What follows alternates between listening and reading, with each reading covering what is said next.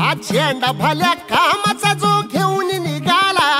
अरे काट कुट वाट म्हणजे पोचती त्याला, रगत निघल तरी बी हसल शाबास त्याची,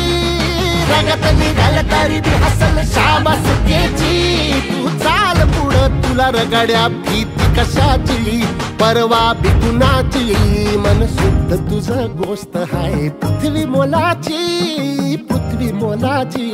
हा पृथ्वी मोलाची,